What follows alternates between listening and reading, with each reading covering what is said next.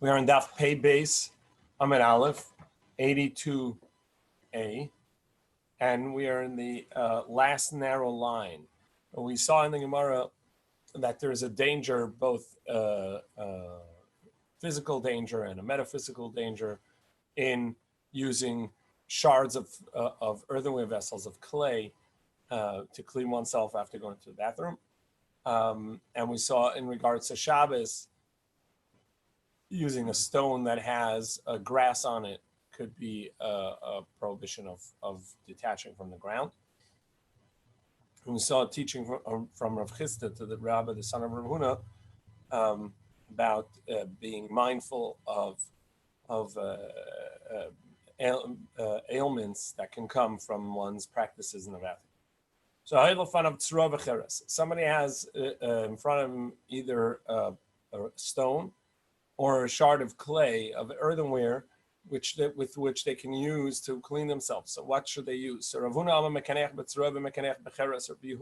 says he should clean himself with this stone and not... I went to Costco, they're completely out of stones. Sorry? I went to Costco, they're completely out of stones now. Shelves are cleared. Any earthenware? Shards? Yeah, but Kirkland.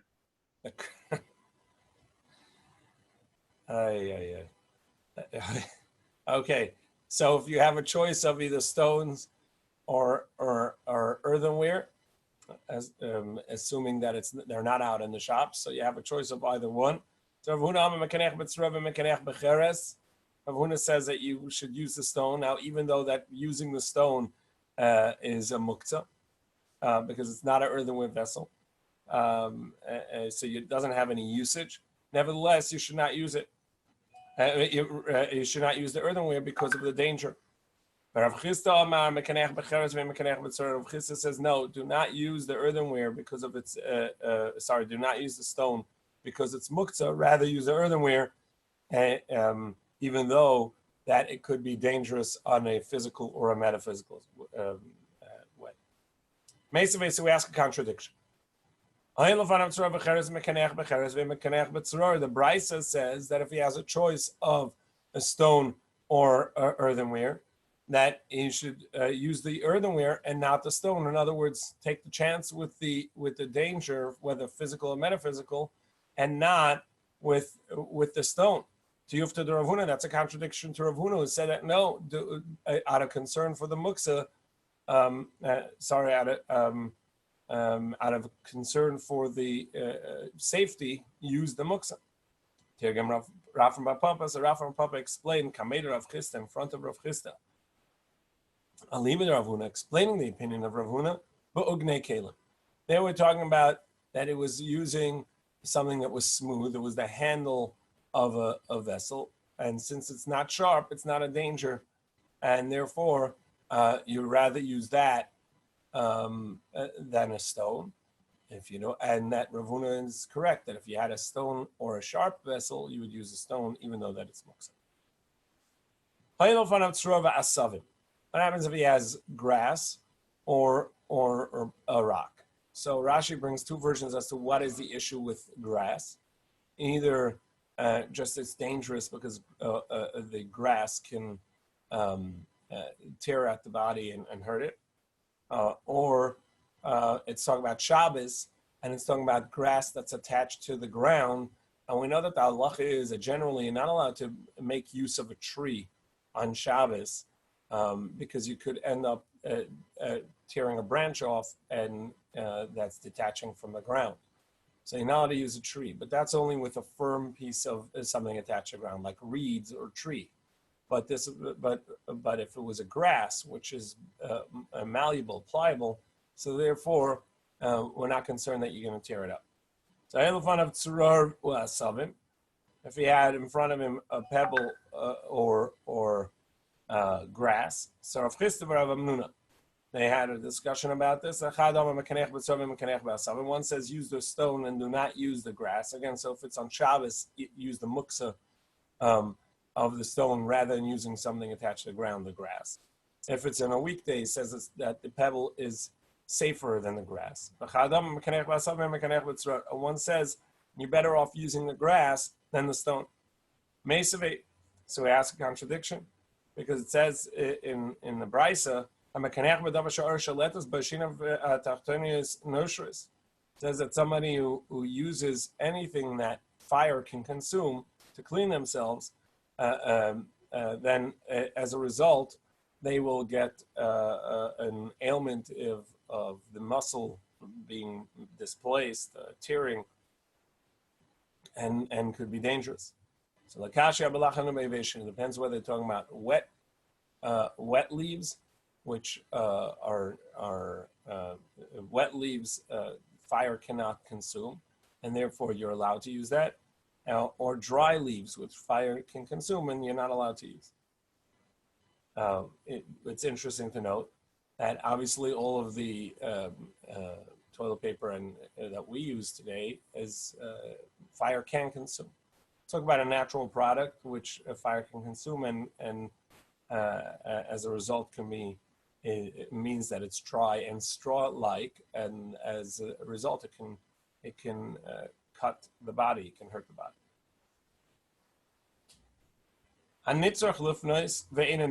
Somebody who needs to have a bowel movement but can't do it. So Rav Chisda and Ravina were discussing this. Sorry, if he doesn't, not he can't, he doesn't do it, he holds it back. He goes to eat instead.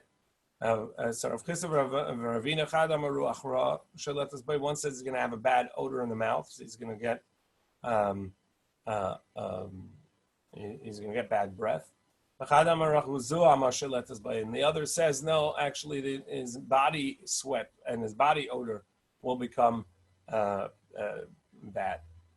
So we have a brisa that concurs with the opinion that said that it's going to cause it's going to cause bad odor on the body. The Tani we learned somebody who needs the bathroom and goes to eat instead of going to the bathroom. It's like an oven that you put in new heating coal, new fuel on top of the ash of the old one. And this is the beginning of bad odor of the body. Somebody who needs to go to the bathroom, and he can't do it, he's constipated. So Amar Rav Chisda Yamad v'Yeshav Yamad v'Yeshav. Rav Chisda said he should do squats, sit down and stand up, sit down, stand up. Rav Chanan Yistalik L'Tzdadim, that he should move to other sides. Rav Amnuna Mashmish B'Tzro B'Samakim, and Rav Amnuna says should use a stone to open up the orifice. Rabbanan say he should take his mind off it. Amar le Ravacha berei the Rav Ravashi. So Ravacha said to Ravashi, for sure, if he takes his mind off of it, he's not going to be able to go because he's not focused. Amalei, what he means, he said to him, what he means is he should take his mind of anything else that's distracting him so he can focus. I saw this Arab that got up and sat down. He did the squats. Till he poured like a pot. Yeah, he was successful. Somebody is going to a set meal, meaning he's going to sit down and have a proper meal. So you should walk 10 times 4 amos, so pace 4 amos, turn around, come back. So 10 times he'll walk 4 amos, about 6 feet. Some say no, he should walk 4 times 10 amos. And that will help him speed up his metabolism so that he can go to the bathroom. He'll relieve himself, and then he'll be able to go and eat, so he'll have been relieved before he goes to eat. Mishnah. Back to Shabbos issues. Carrying of shards of clay. How much shards of clay does somebody carry to transgress? How much is of an issue of value? So when they would pile lumber, So as you know, lumber is sometimes warps and is not exactly straight. So in order to make a good pile, you have to have something between the gaps in order for it not to collapse. If one of them starts leaning, everything on top of it would collapse. So put shards of clay in the spaces that were gaps, so that of the pile, so that it wouldn't collapse. So enough shards of clay that you can use for that, which is pretty small. It's basically a shim, and to keep the pile in place. And that's the opinion of Rabbi Yehuda. Rabbi Meir, I make a day lachtis besaor. Rabbi Yehuda says enough. Rabbi Meir says enough to fan the flames of a fire. Rabbi Yossi says kedei lekabel beravius, that it has a receptacle enough that they can receive revius, approximately 3 ounces in it. Even though that there's no proof, there is a hint in the pasuk to this, and in Yeshayahu, where he says that a curse of calamity is coming. So he says, we will not find in his crushing cheres lachatos eish, a piece of shard enough to fan fire. Eish mikot, fire from its in the pyre, in the pile of wood. Amar layer of Yosef said, actually, look at the next words in the pasuk. You'll see that it's a hint to what I said, that it's enough to receive revius of liquid misham raya v'lachsef ma'im geva, because the next 3 words are and to bring up, or to uncover, to bring up water from a puddle, from a gathering of water. So Gemara says, "Mistaber shiru de Rabbi Yossi nafish." It would seem logical that Rabbi Yossi's measure is greater than that of Rabbi Meir. Getting 3 ounces worth approximately of water in a shard of clay would require more clay than fanning the flames.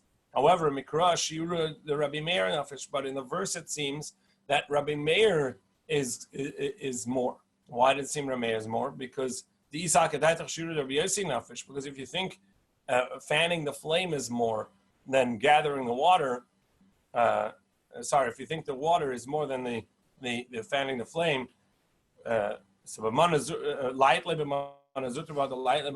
first he curses him with the small piece. You won't even find the small piece, and then he says you won't even find the big piece. Once he said you won't even find the small piece, that's a bigger curse.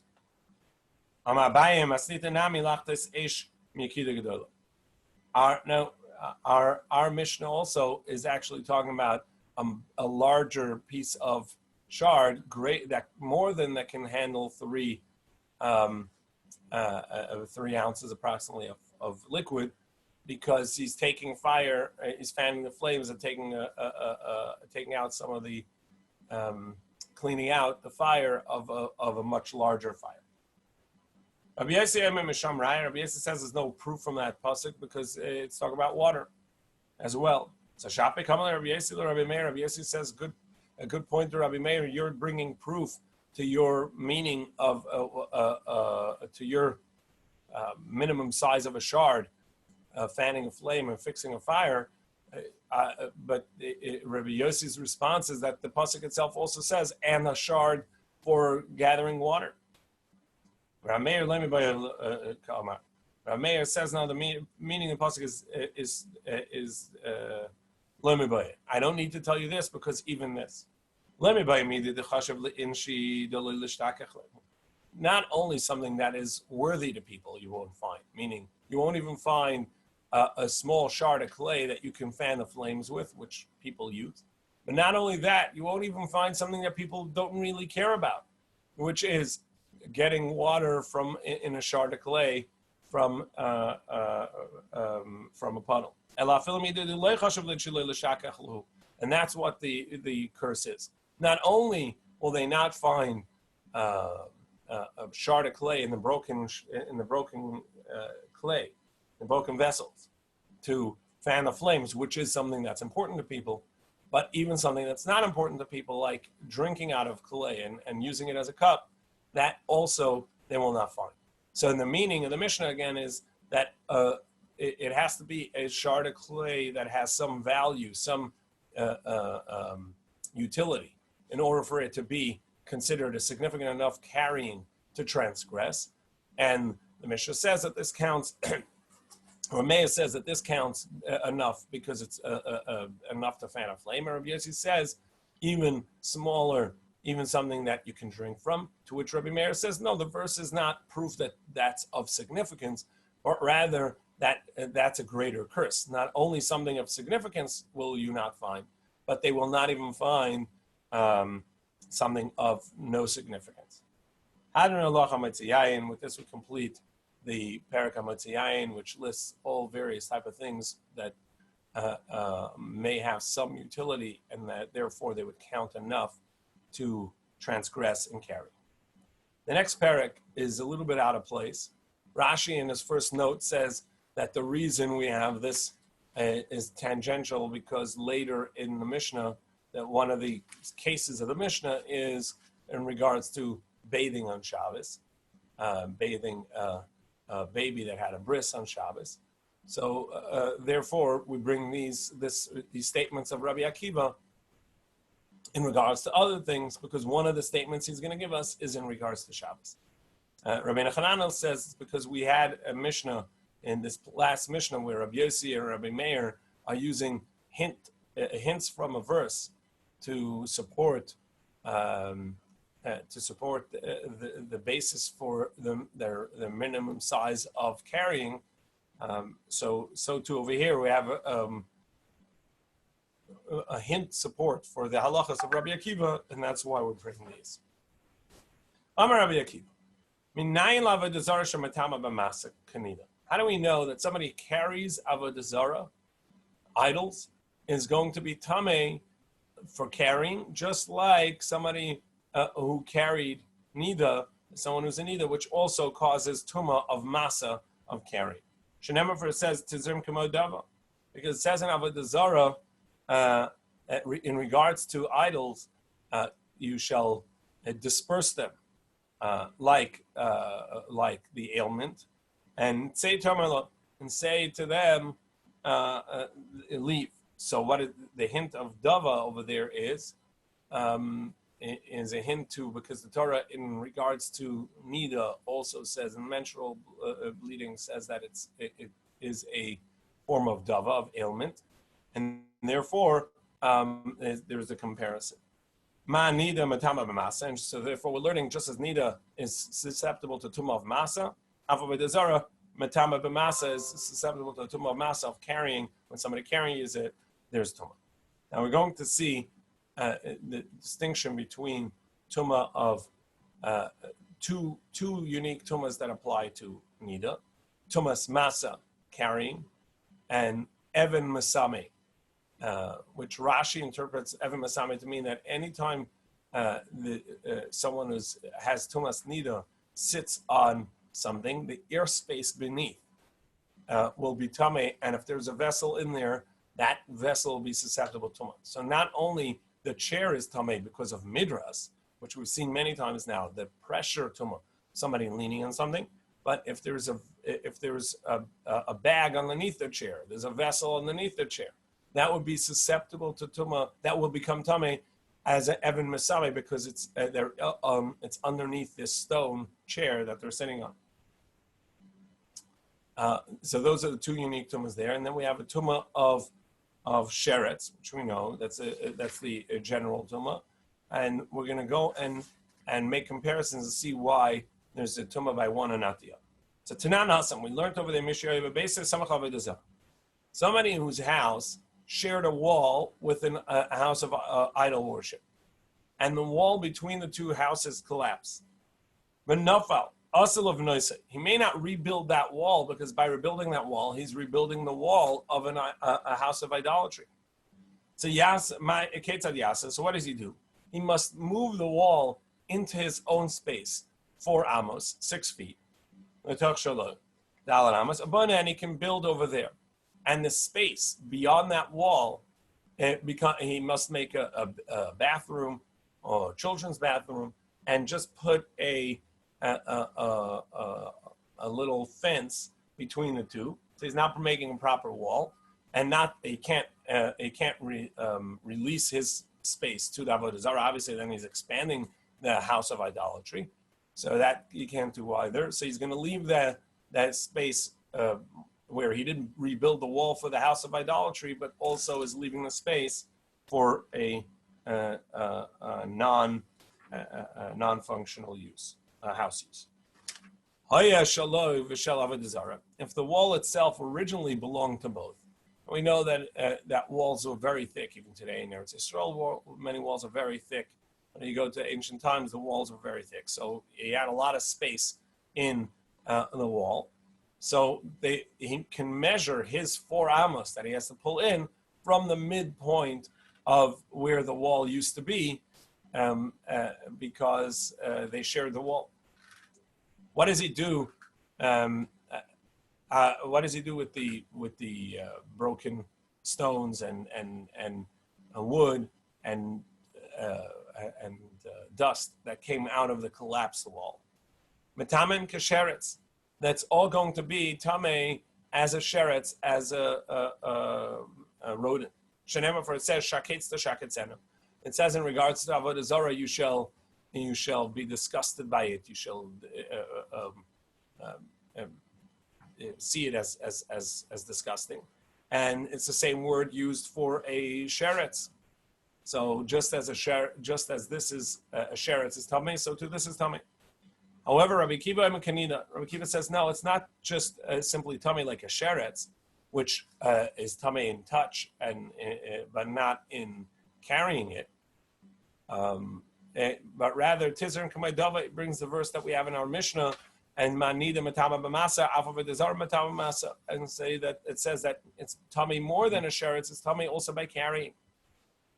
Amar Rabba, Tizre Namakra, the disperse it that the verse says Nachrinhu Minach Kazar. What it means is make it foreign to you like a foreigner. Say Tomar Lo, go out, say to it. And don't allow it to come in. Don't allow it to be in your space. So now Rabbi is going to explain the machlokes between Rabbi Kiva and the Chachamim. Everybody agrees carrying it is going to cause tumah. Because there is a comparison to nida in the verse, so it's got to be compared to nida in some manner. So he says everybody agrees it's going to be susceptible to tumah and carrying. It's going to cause tumah in carrying. If somebody carries it, they become tummy. Keep ligi. So then in what regard is there a machlokas? In what regard does the Tanakama say it's like a sheretz and Rabbi Kiva say that it's like a nida? In regards to Evan Masama, in regards to this stone chair that beneath it, in the airspace beneath it, will be tummy. Any vessel there will be tummy. And I said that's Rashi's interpretation. Tues and others have various other interpretations. In any case, so that would be the Evan Masame is going to be the unique halacha that it pertains to nida. That there's going to be a discussion between machlokas between Rabbi Akiva and the Chachamim of whether or not it applies to avodah zarah. Rabbi Akiva savak nida. Rabbi Akiva compares it completely to nida, and therefore ma nida matama be'evan masame af avodah zarah matama be'evan masame. Just as nida has this tumah. It causes tumah when she sits on this stone chair, the airspace beneath it, anything in there will be tummy. So too, if avodah zarah is on something on a stone like that, the airspace beneath would be tummy. Rabbanan savri kasheretz, and the Rabbanan say no, it's like a sheretz, in as much as just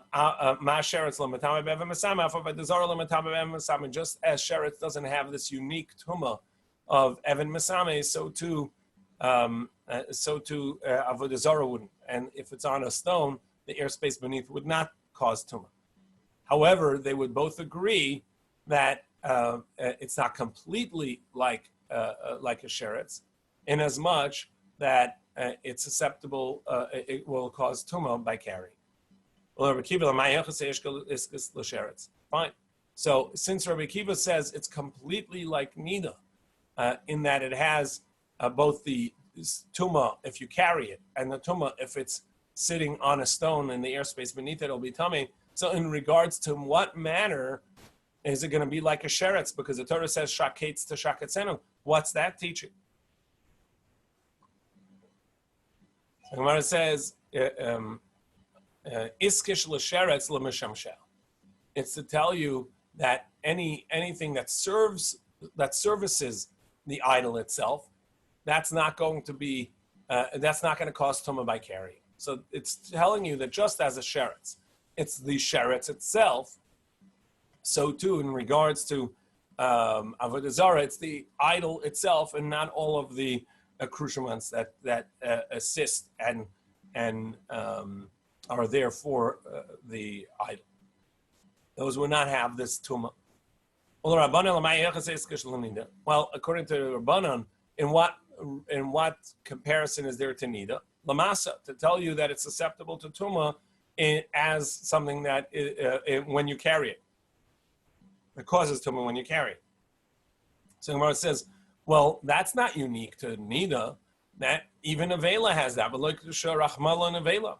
If it's coming to tell us something that is like nida, so why pick nida, which then you need a comparison to sheretz to tell you, oh, by the way, it doesn't go all the way to tell you even the Evan Masama, even the stone chair. Why do we need that? Just compare it to nevela, which doesn't have the tumah of Evan Masame, of this stone chair, but does have the tumah of carrying, and then I wouldn't need any other comparison. So according to Rabbanan, why did we compare it to nida, compare it to nevela? And that's a good question. So it can't be that it's teaching us the comparison to nida is teaching us that it's tamei and carry. Just as the a limb, a nida that tragically loses a limb, would not the limb itself would not cause tumas nida, even if it happened at the time that she was tamei nida. The limb not being attached to her is no longer susceptible to tumas nida. So too, only a full idol is going to cause tumah. A limb of an idol will not cause tumah. Well,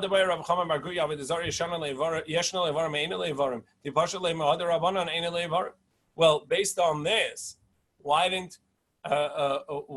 Rav Chama Bar Kuria ask the question of whether limbs of idols cause tumah or not, and whether it's considered an avodah zarah, an idol? Well, we have this pasuk, this comparison to nida that the Chachamim learn. So the Gemara says no. His question was based according to Rabbi Akiva. In the Chachamim, he knew that the comparison to nida is there to tell you that limbs don't count. Okay, but according to Rabbi Akiva says no. That we compare the avodah zarah to nida to tell us that it has both the tumah of carrying and the tumah of Evan Masama, of this stone chair, and so according to him, he won't have the teaching of the comparison to nida to tell you that limbs of avodah zarah are not going to cause tumah. So Rama Bar Chama asked according to Rabbi Kiva, what's the halacha? Does he say limbs will actually cause tumah because he doesn't have the exclusion from the comparison to nida, or not? Rabbi Elazar, however, Rabbi Eliezer says, he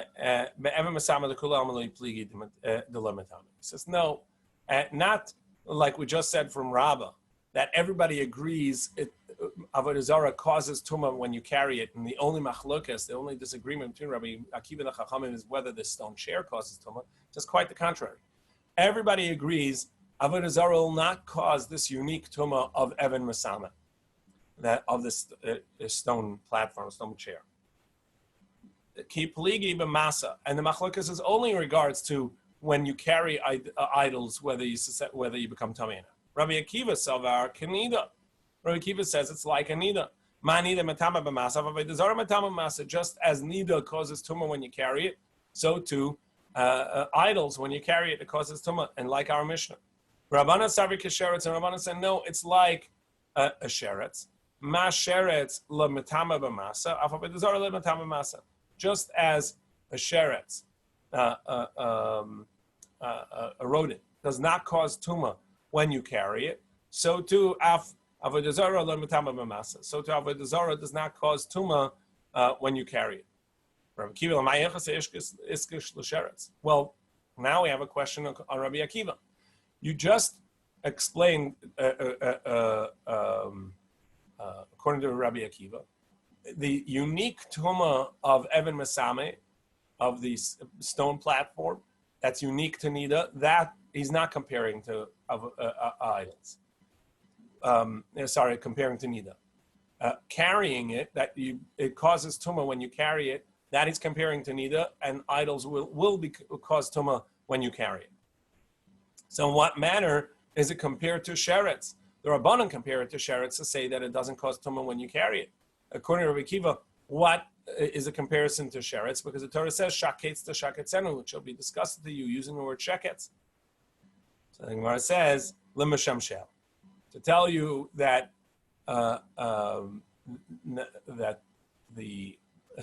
all the vessels that serve the idol, that are not the idol itself, but they are part of the service, those are not going to be causing tumah in carrying. Those won't cause tumah. And the Rabbanan, in what manner do we compare it to Nida? Since they say the two unique tumahs of Nida, which are when you carry it, and Evan Masami don't apply. So in what manner is it compared to Nida? So that's to tell us this concept of limbs, that just as a nida is only the full body of the nida causes tumah, a limb detached tragically would not cause tumah. So too, an idol with a broken off limb or even a detached limb that's made to become apart, the IKEA version, would also not cause tumah if it's not a part of the entire thing. So man nida ain't what was that? Would be matame in Ever Minachai. So Rashi says it's right. Whether there's an Ever Minachai for a human, Rashi over here would be. That I didn't get into. There could be a tumas masa of carrying. Somebody handles that limb.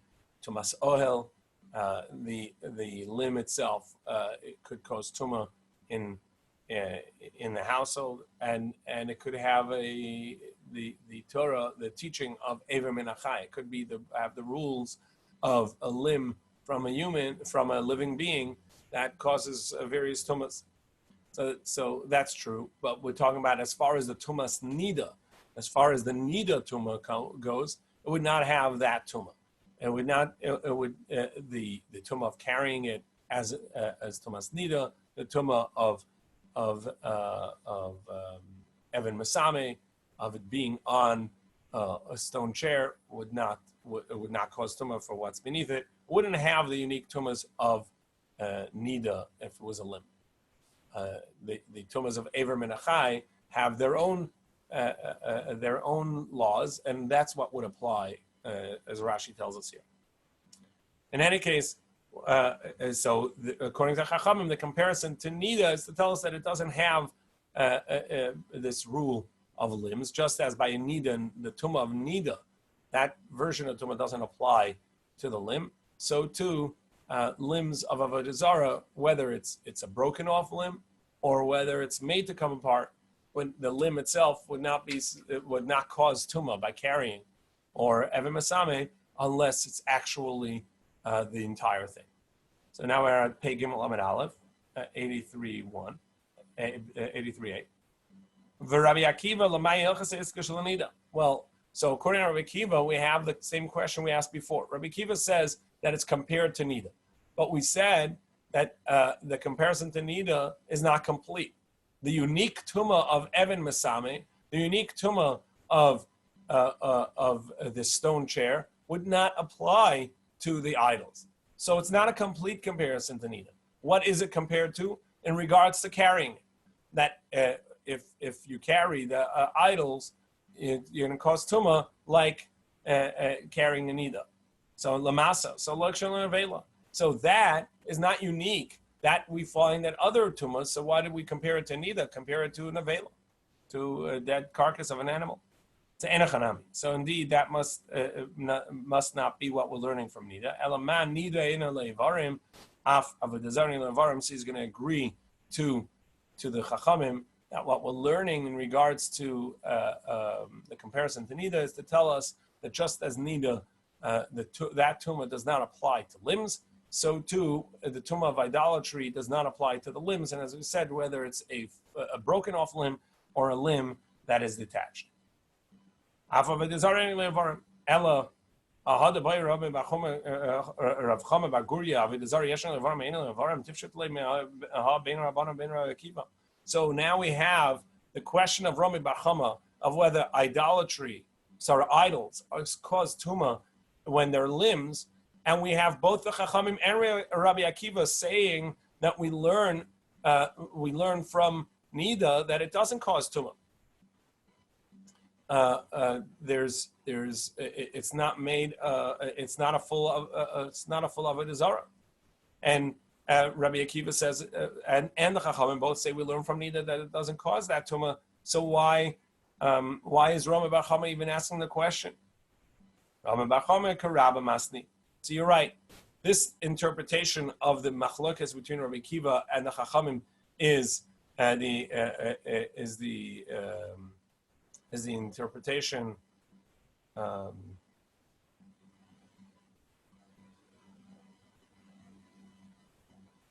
second. The first one was Rabbah, and Rabbi Eliezer is the one that says that no, that they all agree Evan Masame is not the source of machlokas. Only in regards to this is the machlokas of whether it causes tumah when carrying. And the comparison to Nida is everybody agrees is there to tell you that the limbs of a vessel don't come off, the limbs of an avodah zarah don't cause tumah. So Rabbi Racham says, no, I don't follow that teaching of Rabbi Eliezer, that's what the machlok is about. Rather, I'm going to follow Rav Huna, that the machlokas between Rabbi Akiva and the Chachamim is about the Evan Masame. And I'm asking the question according to Rabbi Akiva, according to Rav Huna's interpretation. Since he learns like Rabbah, therefore he's asking the question according to Rabbah, according to Rabbi Akiva, which we said before, because Rabbi Akiva says that the comparison to Nida is complete in as much as it causes both Tumah in carrying and Tumah in Evan Masame, in this stone. Great. So what about in limbs? I don't want to go ahead too much.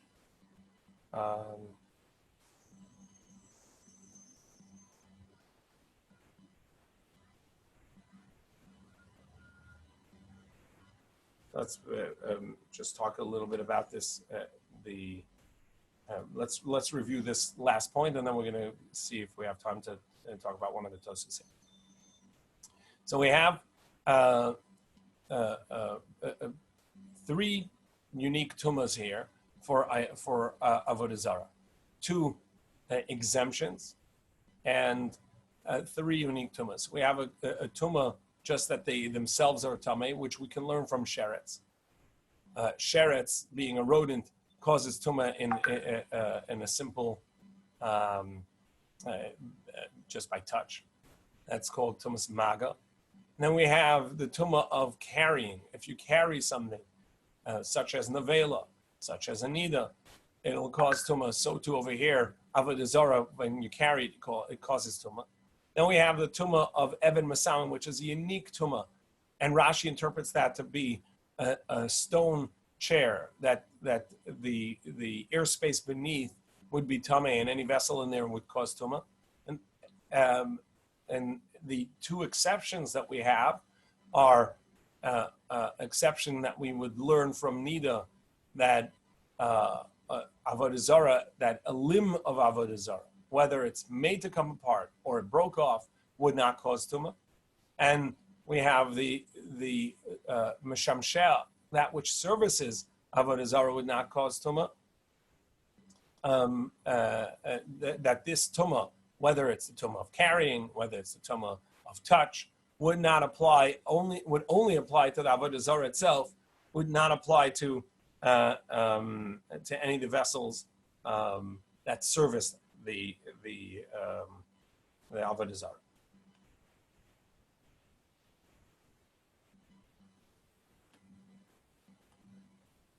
So Tosfos now asks on this point. Rashi says that the vessels are not. Sorry, what was the question?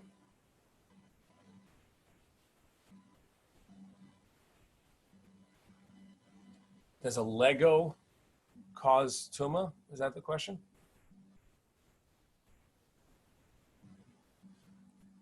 Yeah. So,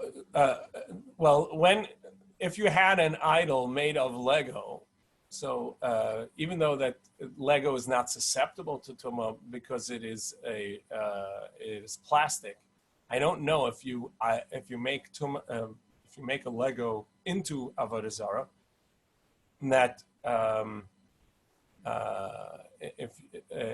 don't think if you made Lego, I think if you made Lego into avodah zarah, it would be tamei if it's being idolized, because the susceptibility to tuma usually is in a transfer. So Eric was asking if you made a Lego. That was John Perrin. Sorry? John Perrin. Eric made a pun. Oh, sorry, John Perrin. I'm looking at it. John Perrin asked if you made a avodah zarah out of Lego, would it transmit tuma? So generally, John is correct, or Michael is saying that Lego is plastic, and plastic is not a material that's susceptible to tuma, meaning it can't get tuma, but it can become tamei. It can be a source of tuma itself, in as much as somebody idolizes it. So if somebody idolizes something, that could be tamei, even if it's even if itself is a substance that may not be tuma. I think John's point in asking about Lego was that since they come apart, even if it comes apart, right? If the arm falls off, right? If the arm falls off, the arm is no longer a source of tuma because the arm is not attached to the idol, but the idol itself would be tamei, like any idol. It doesn't have to be susceptible to tuma like a vessel. So normally we say pshute kli'etz, a non-receptacle piece of wood is not going to be susceptible to tuma. But if that is your idol, you worship cutting boards.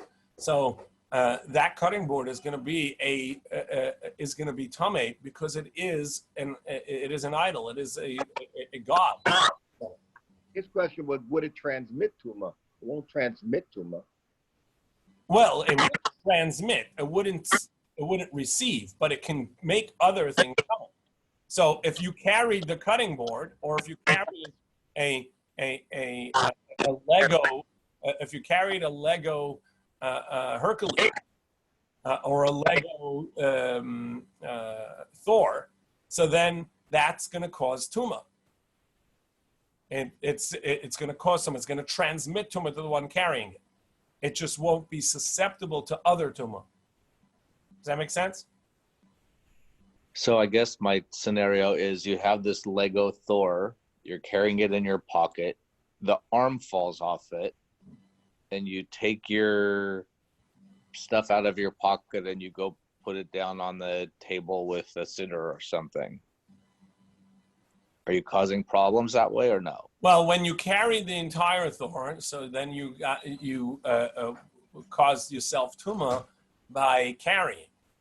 But if you carried the broken off arm, Lego arm of the Thor, then it would not be cost. Then it would not cost tuma. And again, we have to be talking about somebody that actually. I mean, this is not a figurine. This is not a toy Thor, even though Thor is originally an idol. It would only cause tuma if it's actually being served as a god, somebody actually deified